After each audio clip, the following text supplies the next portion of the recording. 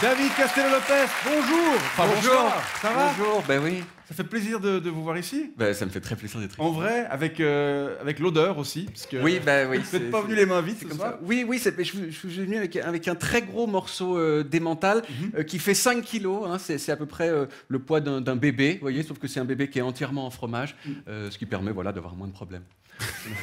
Qu'avec un vrai, un vrai bébé, ouais. oui. C'est donc du vrai emmental suisse, c'est ça? Alors oui, mais je l'ai acheté à Paris. C'est-à-dire que c'est de l'emmental qui a été fabriqué en Suisse, qui a été ensuite exporté en France et que je ramène au pays parce que je pense qu'il se sent mieux un petit peu ici. À Paris, il était un petit peu, vous voyez... Bravo pour le bilan carbone quand même hein, de l'opération. Mais je suis venu en train.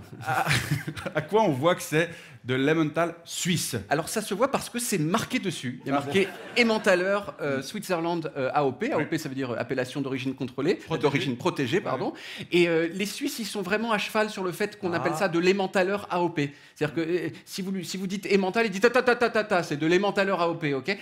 Et on comprend un petit peu pourquoi ils sont comme ça. C'est parce qu'en fait, je veux dire, les Français, on leur a quand même volé le nom emmental, et en plus, on s'est servi de ce nom emmental pour fabriquer un fromage un peu nul, industriel, vous voyez? Et donc ils sont un peu énervés. C'est un petit peu comme si, je sais pas, vous voyez, la Bourgogne, par exemple, vous étiez mis à faire du vin qui s'appellerait Bourgogne. Qu'on appellerait Bourgogne. Vous appellerez Bourgogne en Suisse, et qu'en plus c'était un vin nul. Vous voyez, donc vous seriez énervé. Ben, et vous seriez, j'imagine, pas très content. Pour faire cet épisode, vous avez un peu vécu avec l'emmental. Oui. Vous en avez un peu marre ou ça va de cette cohabitation? Enfin... J'en peux plus. J'en peux plus, c'est-à-dire que ça fait un mois que je vis en permanence en pensant à l'emmental toute la journée. C'est-à-dire que c'est vrai, d'habitude l'emmental, je veux dire, on y pense une fois de temps en temps, comme ça, bah, tu pas un petit peu de mal. Bah là, tout le temps, vous voyez, tout le temps. Ouais. Et c'est même assez fou parce que la semaine dernière, samedi dernier, je joue un petit spectacle à Paris dans une petite salle qui s'appelle la Petite Loge. Et il y a un moment en fait où je dois parler du sucre, d'une pub pour une marque de sucre. Okay. Et bien, au lieu de dire sucre, j'ai dit autre chose et je vous ai trouvé un petit extrait. Et troisièmement, oui, l'emmental, oui, qui c'est qui a commandé la pub pour l'emmental?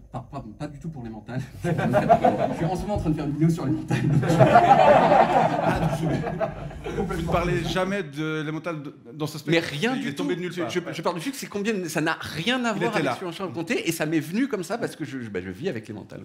Bon, qu'est-ce qui était le plus dur dans ce tournage?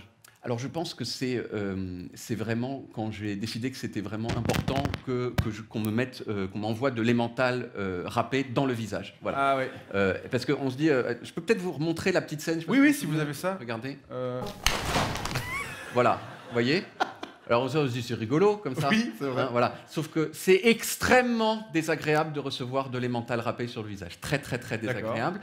Et d'ailleurs, pour vous montrer à quel point c'est désagréable, je vous ai sélectionné la partie du rush qui est juste après. Vous savez, la suite. La suite, exactement. Regardez.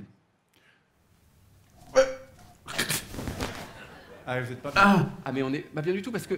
J'ai de l'emmental râpé dans les yeux, ça fait très mal. Oh, mais... De l'emmental râpé dans les yeux? J'ai peut-être un peu besoin d'aide pour mes yeux, parce que vraiment j'ai mal là. Vous êtes tout seul? Non, non, il y a quelqu'un. Mais quelqu'un qui filme parce que c'est rigolo, vous voyez? Comme un accident de voiture. Exactement, la douleur des gens, c'est marrant, vous voyez? C'est comme ça. Et là, la voix, enfin la personne quoi? C'est Adrien qui travaille avec vous? Ah non, ça c'est Lucie qui est mon assistante de studio. Oui. Mais effectivement, c'est Adrien Marchais qui est avec vous depuis le début dans la... Exactement, et j'aimerais ce soir, c'est possible, lui rendre un petit hommage parce que c'est vrai que ça fait 5 ans qu'il me suit partout et on va peut-être le voir sur ces images. On le voit jamais d'habitude. On le voit jamais, il est derrière la caméra, là on filme ici, et puis vraiment il filme tout ce que je lui dis de filmer, donc vous voyez, des fois il doit... Vous lui dites, va à l'autre côté de la rivière. Exactement, après je l'ai suivi, mais il est dans l'eau glacée comme ça, et il le fait avec beaucoup de bonne volonté, il se plaint de moins en moins, et ça vous voyez, c'est voilà, un petit hommage, on peut peut-être applaudir Adrien Marchais. Hein? David Castello-Lopez, merci beaucoup. Alors, on a fait le tour? Alors non, j'aimerais bien ajouter un tout petit quelque chose. Oui. Dans la chanson à la fin de l'épisode, là, j'ai sous-entendu que ma maman était morte, alors qu'en fait, non. Elle est vivante. Voilà. Et donc, j'aimerais m'excuser auprès d'elle. Maman, je suis désolé. Voilà. Très bien. Vous revenez nous voir bientôt avec un sujet peut-être sur le gruyère ou Je pense qu'avant que je refasse un sujet sur le fromage, là, il va se passer un petit moment. Voyez, bon, très bien. Merci beaucoup d'être passé nous voir. Merci. Et à bientôt.